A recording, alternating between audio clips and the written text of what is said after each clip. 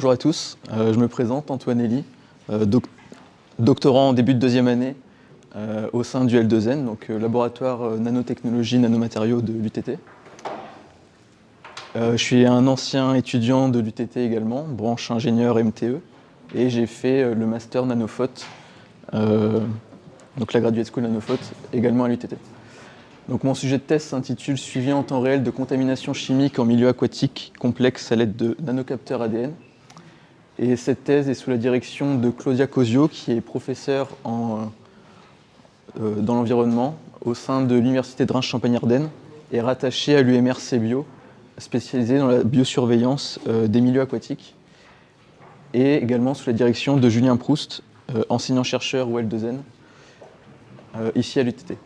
Et donc je remercie les différents acteurs qui permettent le bon déroulement de cette thèse, donc le CNRS, le L2N, l'URCA avec le laboratoire CBio, FaseLab Instruments pour le développement de l'appareil que je vais présenter par la suite, et Nanofot et la région Grand Est pour les financements de cette thèse. Donc au cours de cette présentation, je vais dans un premier temps introduire le sujet, faire un bref état de l'art de la situation concernant les contaminations chimiques en milieu aquatique et plus particulièrement le cas du mercure. Ensuite, on verra en quoi l'ADN peut être considéré et utilisé comme un outil de détection. Ensuite, je présenterai un phénomène physique qui est la résonance plasmonique de surface et en quoi on peut utiliser ce phénomène pour justement faire de la détection en temps réel de contamination chimique en milieu aqueux.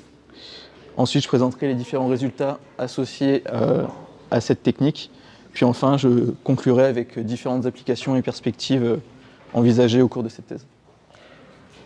Donc, comme je l'ai dit, comme point de départ de cette thèse, on s'est intéressé à un métal lourd en particulier, celui du mercure. Donc, si on s'intéresse d'un point de vue mondial aux émissions de mercure, on peut voir ici un planisphère qui représente ces émissions de mercure pour les différents pays. Donc plus c'est rouge, plus ces pays émettent du mercure dans l'environnement. Et ici sont répertoriées les activités humaines qui génèrent en particulier du mercure. Donc d'un point de vue mondial, on retrouve l'orpaillage, la combustion de charbon, production de métaux, de ciment, gestion des déchets, raffinage du pétrole, etc. etc. Et d'un point de vue français, ce qui ressort le plus comme source d'émissions de mercure, on retrouve la production de ciment, gestion des déchets, les feux de forêt, etc. Donc, le mercure est issu de différentes sources. D'un côté, on a les sources naturelles avec le volcanisme, les feux de forêt, l'émission des sols et des végétaux, et les activités humaines de l'autre côté, donc, comme j'ai précisé à la slide précédente, qui émettent du mercure dans l'atmosphère. Et ensuite, ce mercure se retrouve être diffusé un peu partout dans le globe et déposé sur les sols, dans les sédiments, et également dans les océans, les rivières, les lacs, etc. Donc cette quantité de mercure ne cesse de croître au fil des années. Et dans l'environnement, on retrouve trois formes de mercure. La forme élémentaire Hg, et deux formes ioniques, Hg2+, donc les ions mercuriques, et le méthylmercure CH3Hg+. Donc, suite aux émissions naturelles et de l'activité humaine, on retrouve la forme élémentaire dans l'atmosphère. Celui-ci se disperse partout sur le globe. Lors de son déplacement, le Hg se transforme en ion Hg2+. Celui-ci se dépose soit sur les sols, soit dans les rivières. Il peut retrouver sa forme élémentaire Hg ou alors être méthylé sous l'action de bactéries et microbes et donc se transformer en méthylmercure. Ce méthylmercure intervient dans le phénomène de bioaccumulation. Donc il va être ingéré par les plus petits poissons qui eux-mêmes vont être mangés par des plus gros et encore par des plus gros et enfin se retrouver dans nos assiettes. C'est pour ça qu'il est conseillé de consommer le moins de gros poissons possible et se limiter aux plus petits pour limiter la présence de mercure dans notre alimentation. Et donc ensuite, ces différentes formes de mercure vont se retrouver retransformées en forme élémentaire et être réémises dans l'atmosphère, etc. Donc ces trois formes coexistent dans l'environnement de façon cyclique. Et voilà. Donc en partant de ce constat-là, on comprend qu'il existe différentes formes de mercure à différents états, gazeux, liquides, et également présentes dans notre alimentation. Donc ce mercure peut avoir un impact sur la santé et sur l'environnement. Donc si on s'intéresse à la santé de l'homme, le mercure peut avoir des impacts, des effets neurotoxiques, peut impacter également le système digestif, les poumons, les reins, le foie, le système cardiovasculaire. D'un point de vue environnemental, comme je l'ai précisé avant, c'est notamment le méthylmercure qui va impacter la chaîne alimentaire des espèces aquatiques et également se retrouver dans notre alimentation lorsqu'on va pêcher les poissons et les transformer, que ce soit sous forme de sushi ou autre. Et donc ici, j'ai reprécisé les différents logos liés au mercure, et donc on comprend facilement l'impact et la dangerosité de cet élément, que ce soit pour l'environnement ou pour l'homme. Donc, en partant de ce constat, il est nécessaire de développer des techniques qui permettent de détecter le mercure et de pouvoir contrôler sa concentration, que ce soit dans l'eau, dans l'atmosphère, etc. Donc, à l'heure actuelle, les méthodes les plus utilisées sont la spectrométrie d'absorption atomique, la spectrométrie de masse à plasma à couplage inductif et la spectrométrie de fluorescence atomique à vapeur froide. Donc l'idée de cette slide n'est pas de détailler le fonctionnement de ces appareils, mais plus de montrer les inconvénients majeurs de ces techniques, mis à part le fait qu'ils permettent de détecter très précisément le mercure notamment. Donc comme premier inconvénient qu'on pourrait trouver à ces appareils, c'est la nécessité de faire de l'échantillonnage. Donc on est obligé de se rendre sur le site, prélever un échantillon d'eau qu'on veut caractériser et retourner au laboratoire pour faire la mesure. Donc cela représente une perte d'informations, que ce soit en fonction de l'endroit où on exécute l'échantillonnage, et aussi entre deux échantillons, on peut également perdre de l'information. Ces techniques sont relativement chronophages, donc que ce soit pour leur utilisation ou justement par le fait de réaliser un échantillon qui induit une notion de transport, etc. Et enfin, ces machines sont relativement encombrantes et difficilement transportables. C'est pour ces raisons d'ailleurs qu'on est obligé de faire des déplacements jusqu'au point jusqu'à la source, parce qu'on ne peut pas les déplacer et on est obligé de les laisser en laboratoire.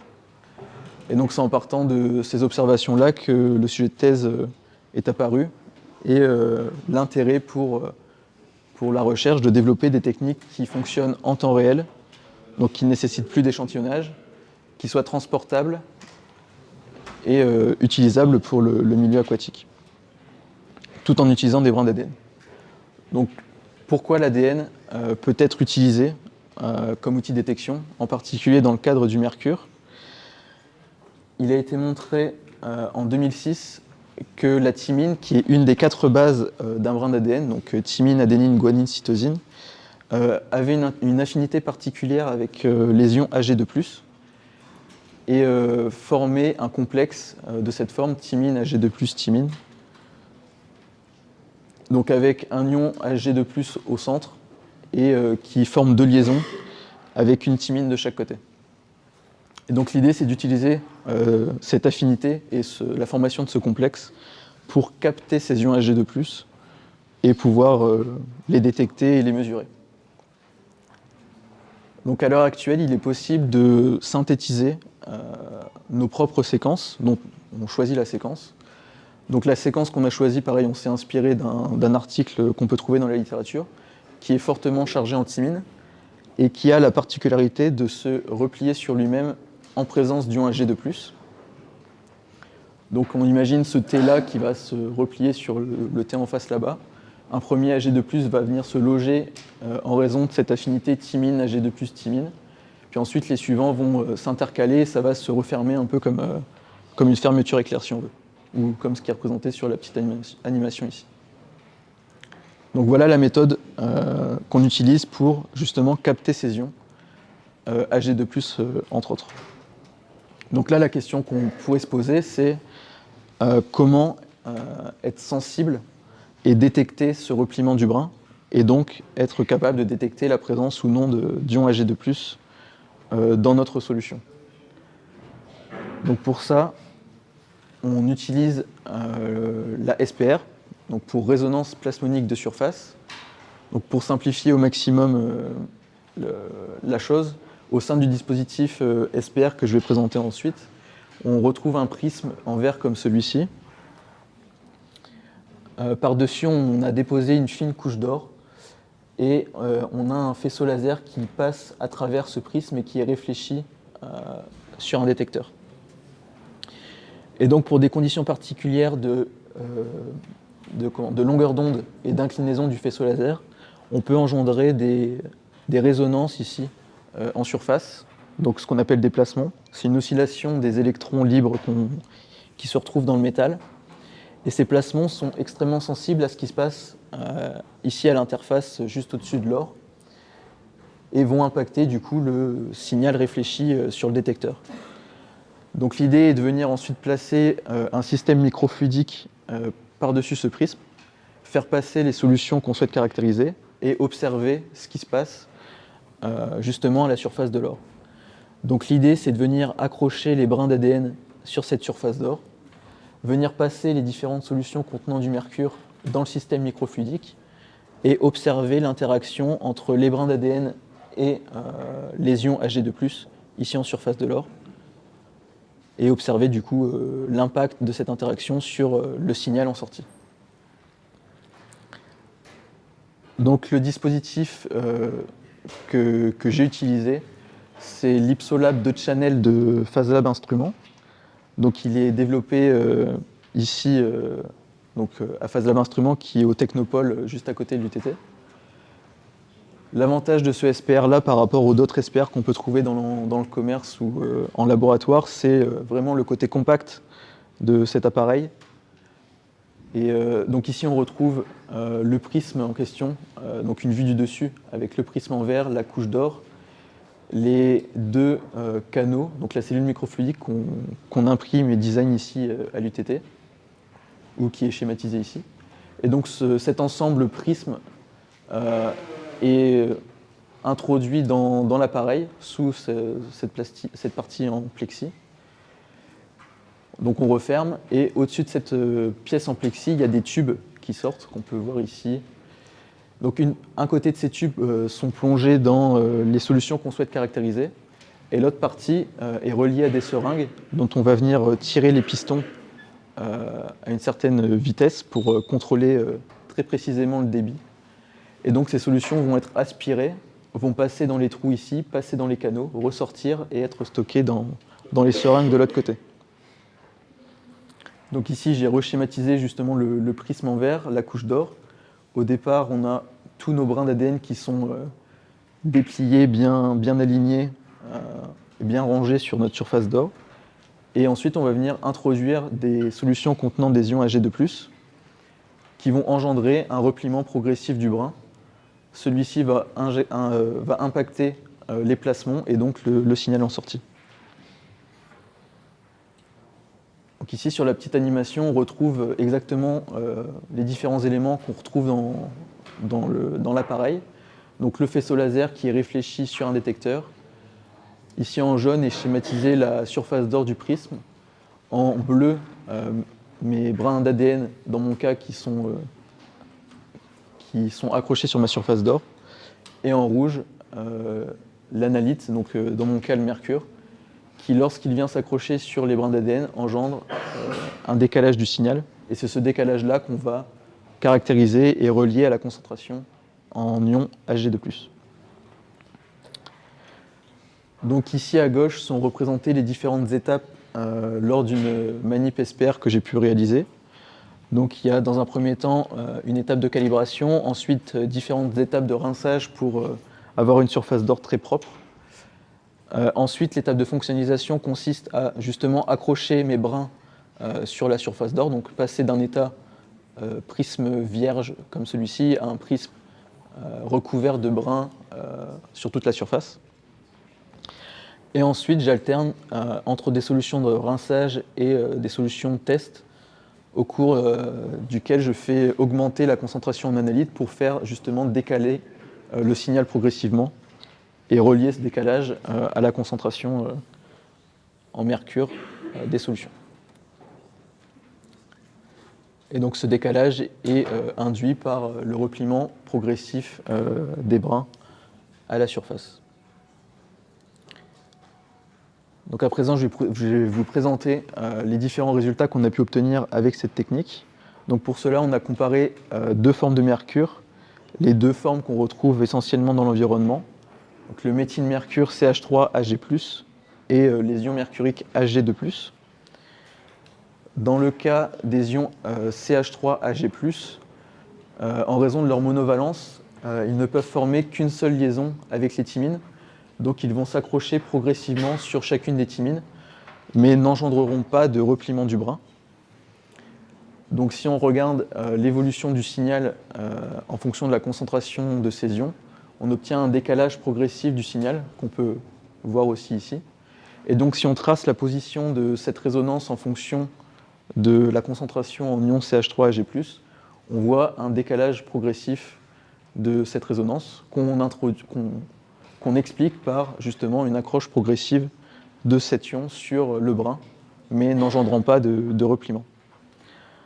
En revanche, si on compare ces résultats avec ceux obtenus dans le cas de l'ion Ag2+, qui lui peut former deux liaisons avec une thymine de chaque côté et donc engendrer le repliement du brin, on voit que c'est beaucoup plus chaotique et qu'on a notamment un saut qui apparaît à partir d'une certaine concentration. Et donc si on trace la position de cette résonance en fonction de la concentration en ion Ag2+, on observe cette fois ce type de courbe avec un saut caractéristique que l'on interprète par le début du repliement du brin. Donc avant ce saut, on avait un brin bien rectiligne. Donc un premier ion vient s'attacher, un second, un troisième. Et à partir d'une certaine concentration, le brin se replie et les places restantes se remplissent par les ions qui continuent d'arriver. Donc ce qui explique également le plateau ici en sortie. Pour confirmer cette distinction entre les deux formes de mercure analysées, on a également fait des mesures de dichroïsme circulaire. Donc là, l'idée, pour simplifier, c'est envoyer de la lumière polarisée dans un sens et dans l'autre. Et l'objectif est de voir si on a justement un changement de configuration de la molécule. Donc pour ça, on a envoyé une première solution de référence, qui est une solution uniquement composée de mercure, donc c'est la ligne pointillée noire ici. Ensuite, on a caractérisé une solution qui est un mélange entre les brins d'ADN et le méthylmercure CH3Ag+. On obtient la courbe orange et on voit qu'on se superpose à la courbe de référence. Donc il n'y a pas de changement de configuration du brin. En revanche, dans le cas d'un mélange brin d'ADN et ion mercurique Ag2+, on obtient la courbe bleue et on voit un décalage de ce signal. On s'est donc focalisé sur ce mélange ADN Ag2+, et on a fait varier le ratio brin d'ADN et nombre d'ions pour essayer d'estimer à partir de combien d'ions Ag2+ on avait apparition du repliement. Donc on obtient ce graphe ici.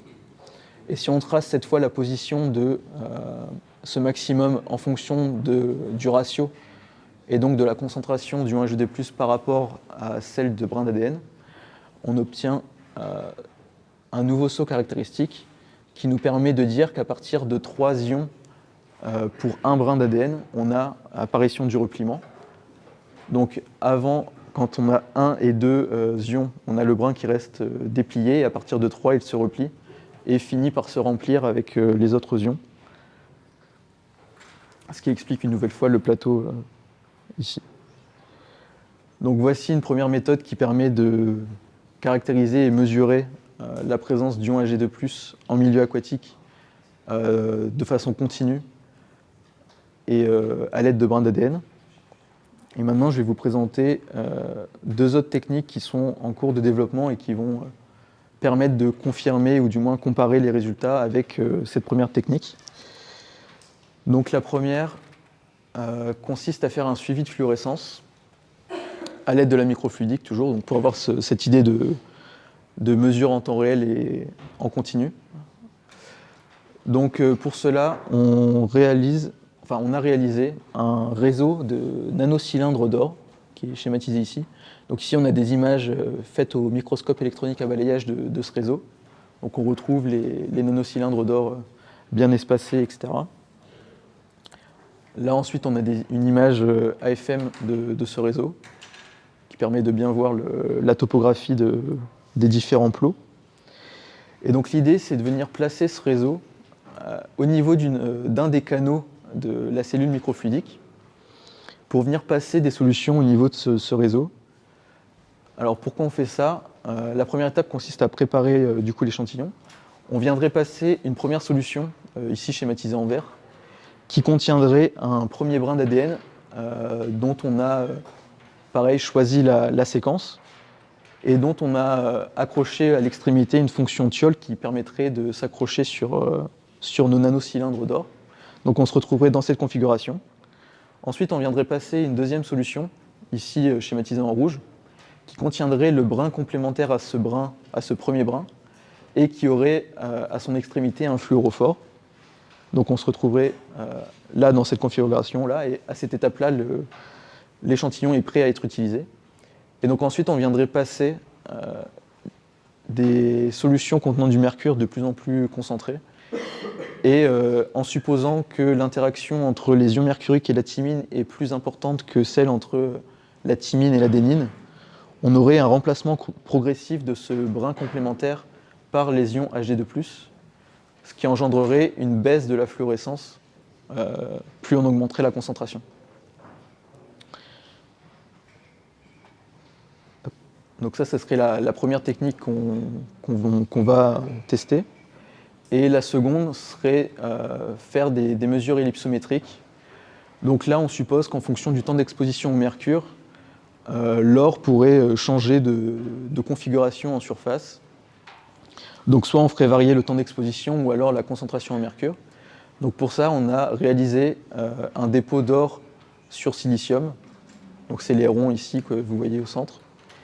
Et l'idée est de déposer des gouttes plus ou moins concentrées de mercure sur ces surfaces d'or et observer l'influence de ce dépôt sur justement la configuration de la surface.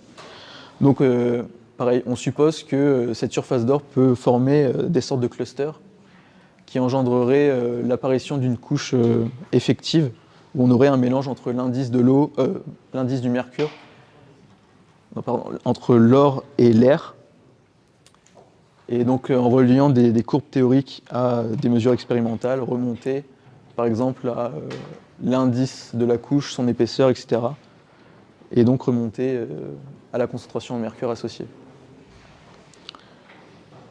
Donc voilà, à terme, l'objectif c'est vraiment de développer des techniques qui permettraient de contrôler la présence de mercure dans l'eau de façon continue et précise.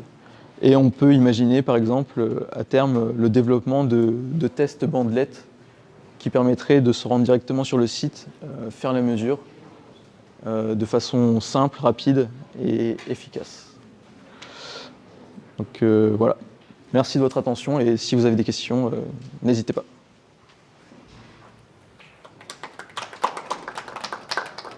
Je peux aller partir.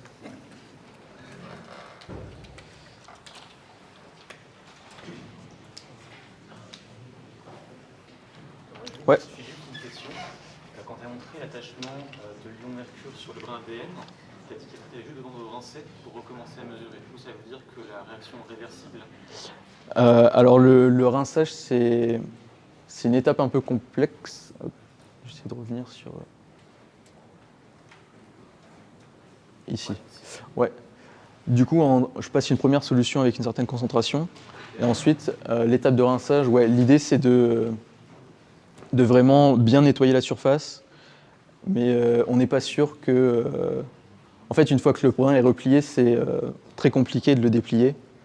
Donc l'idée à terme, c'est vraiment de passer une solution pour retirer des brins et en remettre de nouveau. Donc ouais, c'est ça, ouais. Ouais.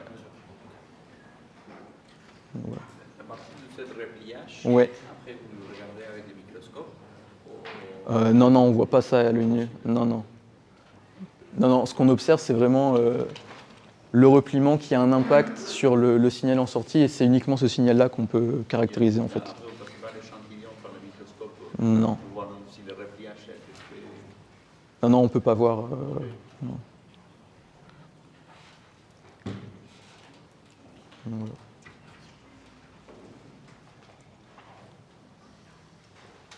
Une dernière, Ouais. l'idée à la fin, c'est de pouvoir faire une espèce de test plus mobile que celui Ouais, c'est ça.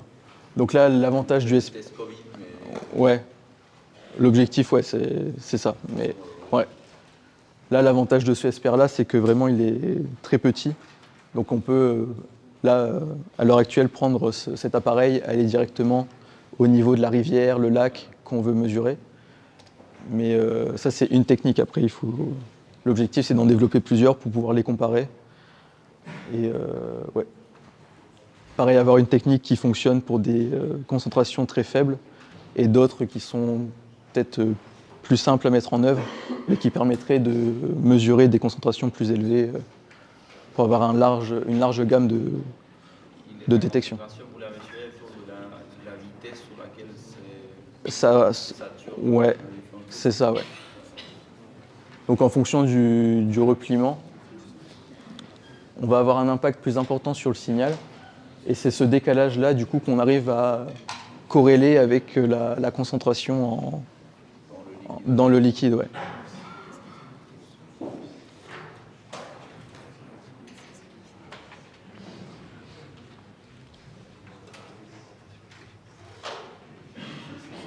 C'est le décalage ou c'est la vitesse sur laquelle Non, on ne mesure pas la vitesse, c'est vraiment. Enfin, on peut faire des mesures de cinétique avec la SPR, mais là, c'est vraiment. J'envoie donc j'ai une mesure test, ensuite j'envoie une solution pendant 15 minutes, et je fais une mesure, et c'est que du comparatif en fait. Et la mesurée prend combien de temps la fixation d'un spectre? Une minute, entre 30 secondes, une minute. On pourrait faire un peu de cinétique. Ouais, ouais. Donc là, c'est un type de signal caractérisé par SPR. Donc je ne suis pas forcément rentré dans le détail, mais en fait, on envoie un faisceau laser sur cette surface, et pour exciter les électrons et avoir une oscillation et les placements, une partie de ce faisceau laser est absorbée, ce qui engendre l'apparition de ce creux ici au niveau du signal. Et donc là, on observe vraiment la position de la résonance en fonction de l'angle. Et un autre type de signal, c'est on fixe l'angle d'interrogation, on observe justement cette cinétique et l'évolution du signal au cours du temps, ce qui permet de voir des phases d'association et dissociation. Mais dans le cadre de cette expérience, c'est relativement complexe et très, très faible comme signal. Donc on s'est principalement attardé sur les mesures de ce décalage de résonance en fait.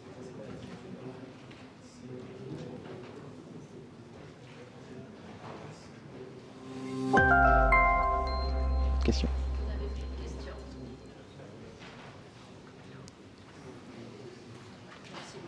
Merci à vous.